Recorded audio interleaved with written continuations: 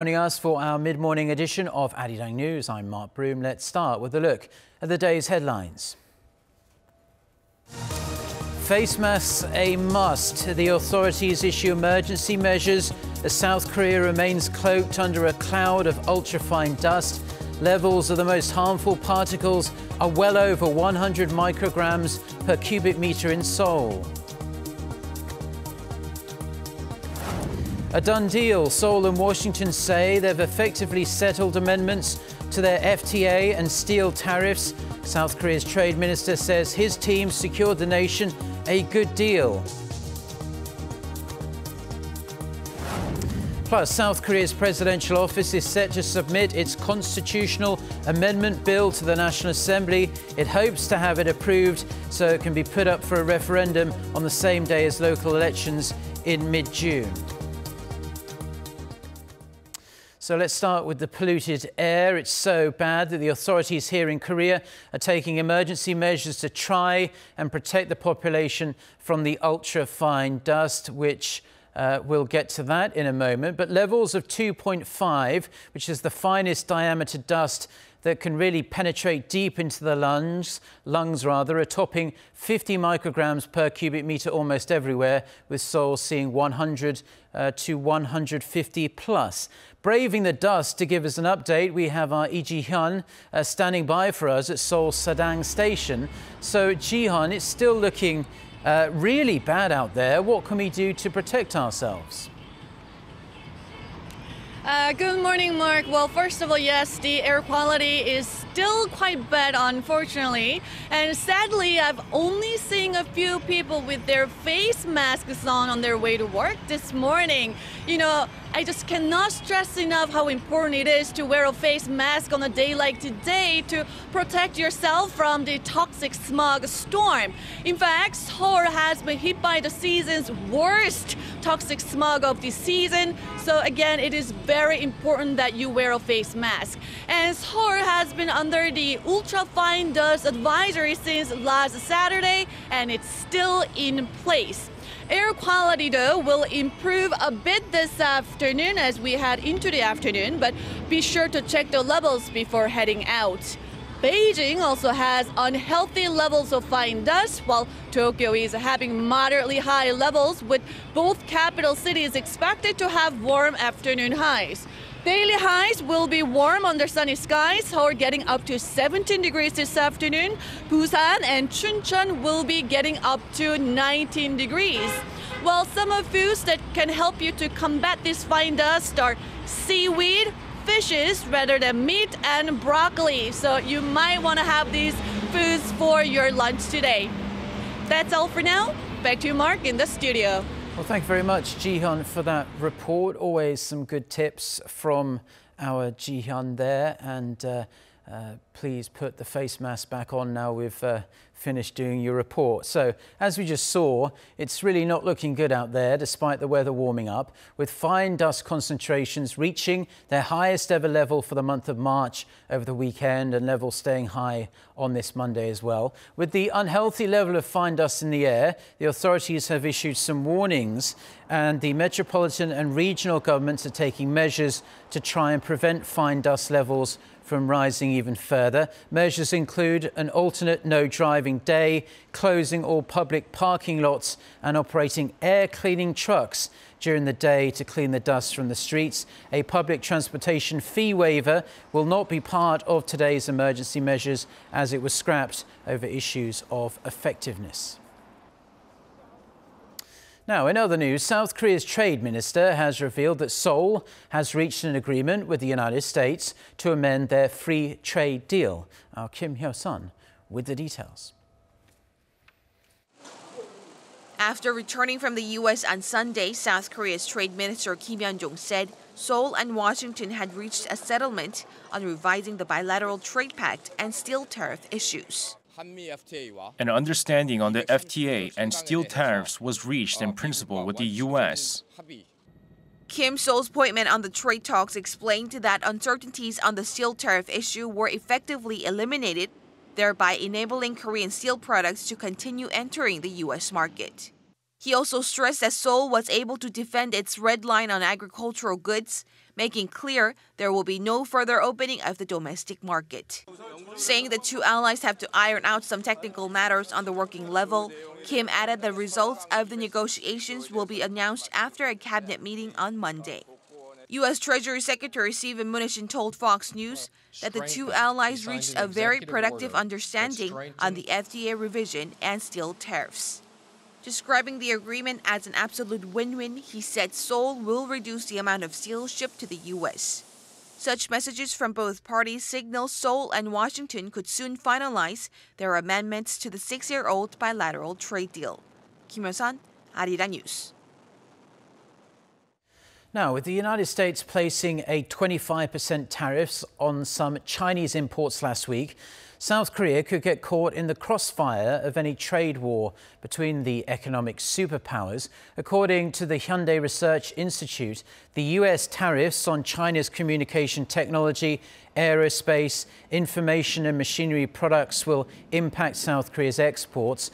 Korea's IT exports to China could fall by 20%, with Korea's overall export numbers to decrease by 5%.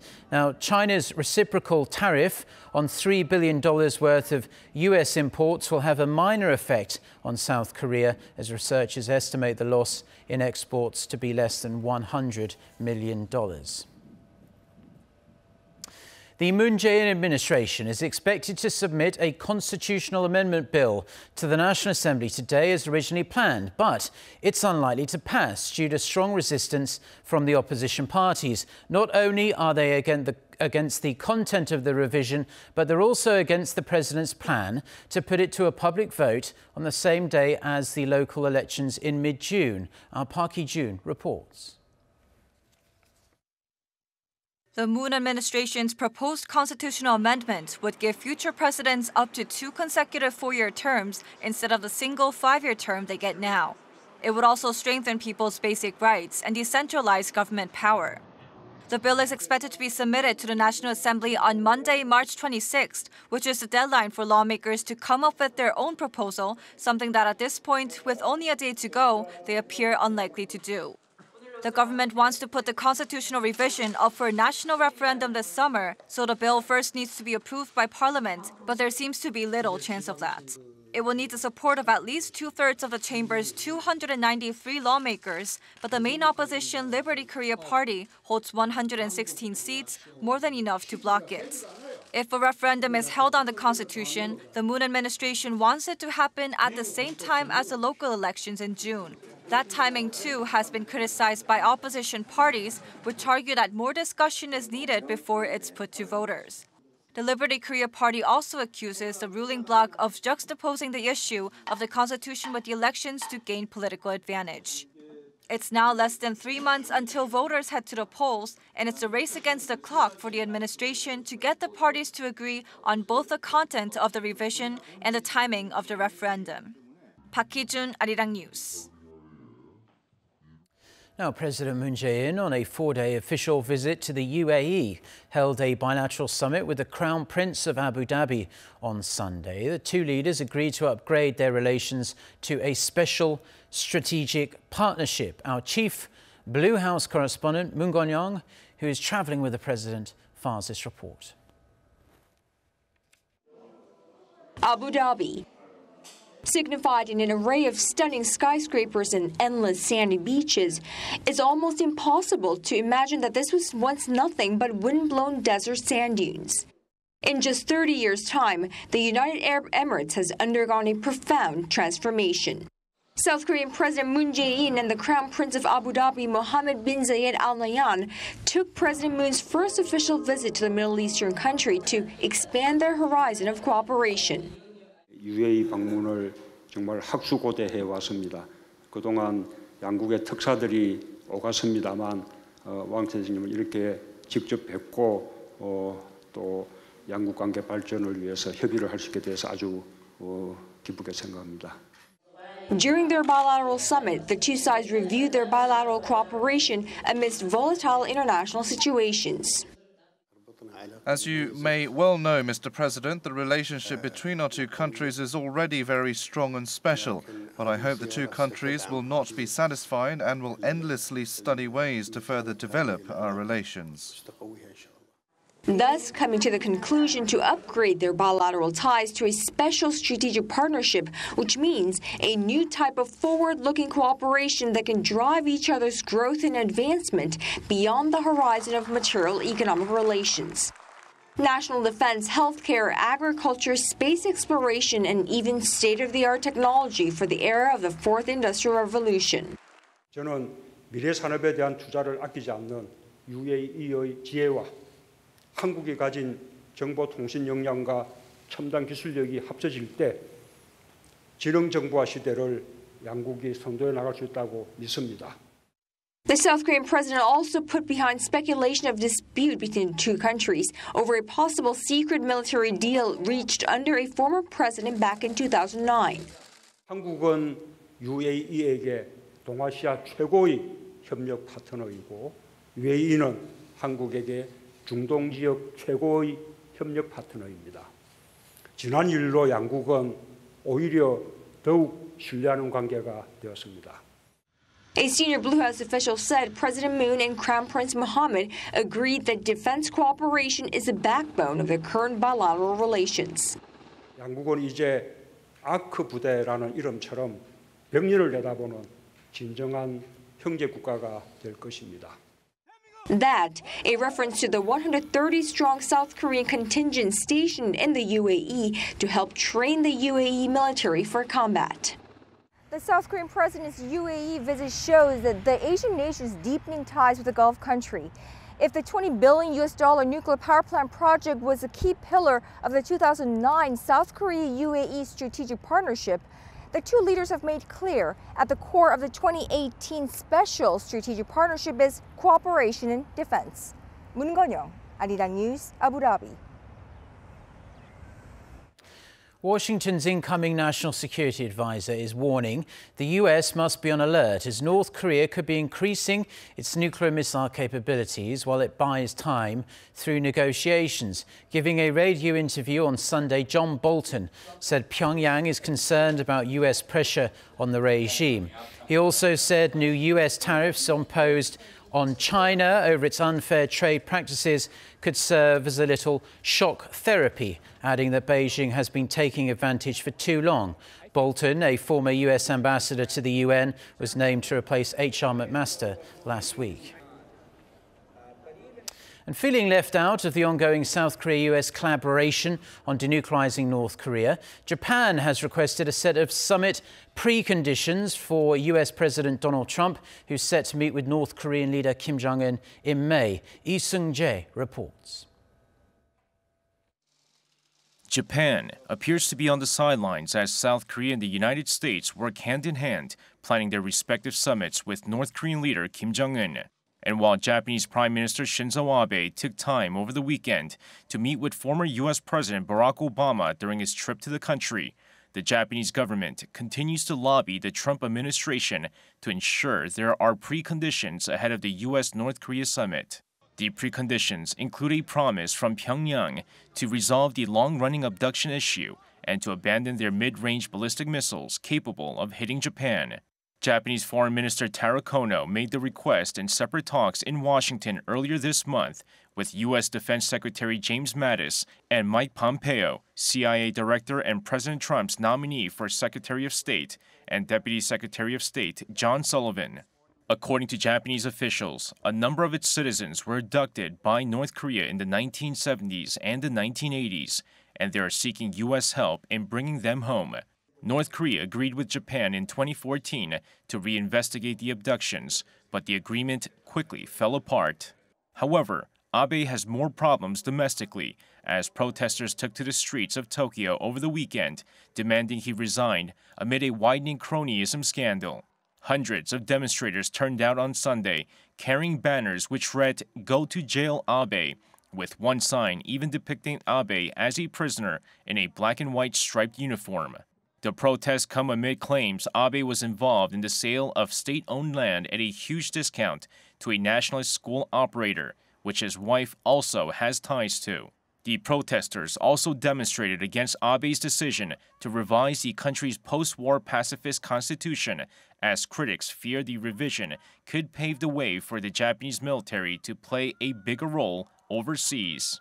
With the Inter-Korean summit set for the end of April and the U.S.-North Korea summit scheduled for sometime in May, Japan finds itself less involved in East Asia issues, with Abe's ongoing domestic problems and its tanking approval ratings. Lee Seung-jae, Arirang News. South Korea is marking the 8th anniversary of the sinking of the warship Cheonan, a disaster believed to have been caused by a North Korean torpedo. 46 South Korean sailors were killed in that attack. Remembering the day, the South Korean Navy is reaffirming its strong will to protect the nation's territorial waters. The Navy has confirmed the size of its annual maneuvers taking place in waters around the country will be the same level as last year. The exercises will include some 20 vessels, maritime patrol aircraft and airplanes. North Korea continues to deny it was behind the sinking and has not apologized for the incident. And now to the latest on the investigation of former President Lee Myung-bak behind bars over corruption allegations.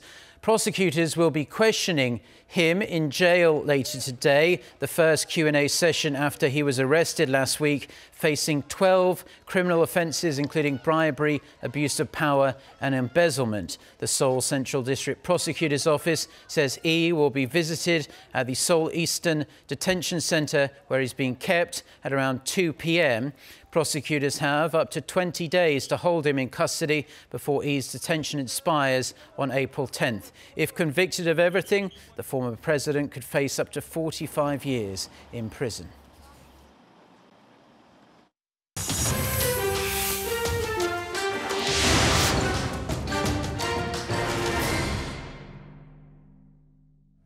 Now for a look at stories making headlines around the world, and we're going to start in Russia. At least 37 people have been killed and dozens more are missing after a fire ripped through a shopping centre in western Siberia. For more on this and other international news, let's turn, as we always do, to our No Adam. So Adam, what do we know so far?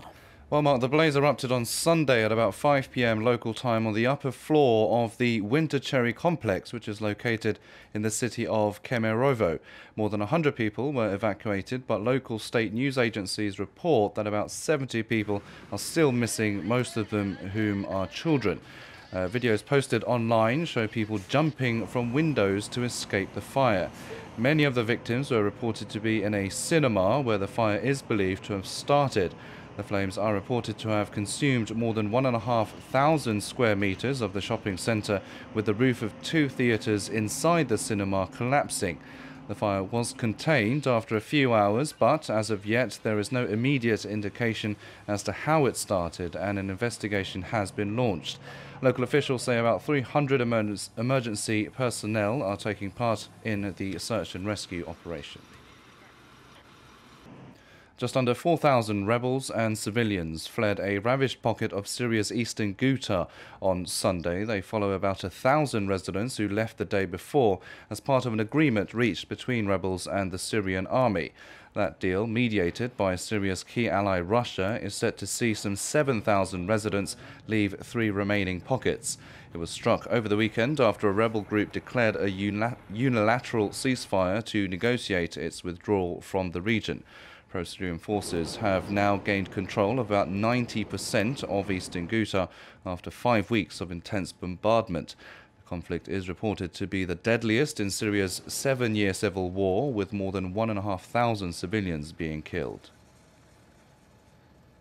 Amid growing concerns of a trade war between the United States and China, U.S. Treasury Secretary Steve Mnuchin is striking a more subdued tone. He told Fox News on Sunday that he's, quote, cautiously hopeful both sides can reach an agreement on some issues, despite threats of tit-for-tat tariffs. However, he added that President Trump's proposed tariffs on at least $60 billion worth of Chinese goods would go ahead unless both sides can reach an acceptable deal. China has already threatened retaliatory tariffs on American agriculture products, and fears of a trade war have sent U.S. stocks tumbling.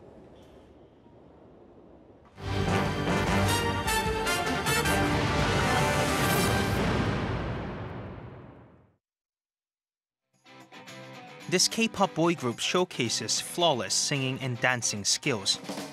As we can see from their looks, the group is composed of non-Koreans, all from New York City. Meet the K-pop group EXP Edition. That's breathing new life into the K-pop scene.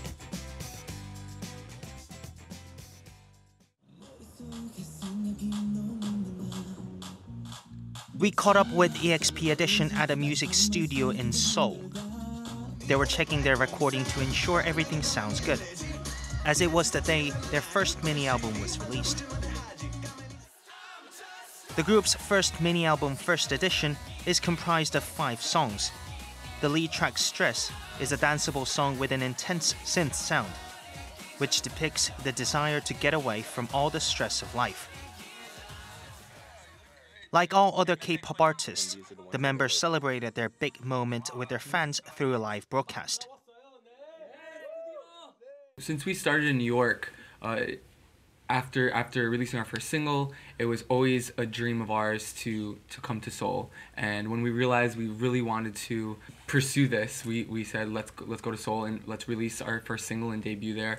And so we came to Korea over about a year and 5 months ago. And started preparing for our debut, and we released Feel Like This last April, and it's just been the craziest adventure ever since. EXP Edition made their debut in Korea 2 years ago, and has been everywhere in the industry ever since. Due to the sensation they caused in the country, the group won a Newcomers Award last year, and were even invited to the prestigious Roskilde Festival in Denmark in June as the K-pop representative. It started out as a project from Kim Bora's Master of Fine Arts thesis at Columbia University. With 2 of her friends, she developed a hypothesis about what it will be like to start a K-pop boy group with non-Korean members. She then recorded the entire audition process to create a documentary film. The group's origin story is just as unique as they are. In New York, Frankie was active as a dancer and actor. Hunter was an actor, Koki was a model, and Saim, from Croatia, was a singer with 3 albums. The members say they fell in love with Korean culture after experiencing the food, movies, and music. When we, were first together and really wanting to do this, we were all intrigued by the fashion, the performance, the dancing, the singing, and all the different kinds of music that is put together for K-pop. And it's such a global phenomena now, and you can really find K-pop fans anywhere, all around the world. And I don't know, it's just fascinating. It's cool. In fact, there's nothing new about having non-Korean members in K-pop groups. Twice and GOT7, for example, feature non-Korean members, but EXP Edition was the first group made up of entirely non-Koreans. CNN also covered EXP Edition with the question, can Korean pop music still be considered Korean if it no longer features any Koreans? The answer is yes, although there are heated debates around issues of identity. Since EXP Edition is comprised of non-Koreans only, they may have a hard time expressing Korea's cultural sentiments. However, from another point of view, they are certainly pushing the boundaries of the Korean wave and helping the Korean wave craze last a longer period of time. The next day, we caught up with the group again in the dance studio. They were polishing their dance moves before going on TV. K-pop boy groups are known for their perfectly synchronized dance routines. To nail that feature, the members have been practicing every single day for 3 months. The idol system here, we respect it so much. They work so hard, they train unlike anything we've ever seen before, and they really don't stop until everything's perfect, which is so admirable. And we only hope to get to that level of perfection one day. EXP Edition threw their hat in the ring at home of K-pop. Apparently, the band members discovered the unbelievable power of K-pop after coming to Korea. I have learned so much about this amazing country and these amazing people that I have met on my journey here, and I have developed this huge appreciation for Korean culture and that I never thought I'd get to know. EXP Edition is a prime example that displays the immense power of K-pop across the world. The group is paving the path for all aspiring non-Korean K-pop artists and also elevating the status of K-pop on the global stage. That's exactly what makes us anticipate their future. Well, good luck to them in their music career, and that's where we're going to leave the news for now. Our next bulletin is coming up at noon Korea time in around an hour and a half from now. So until then, goodbye.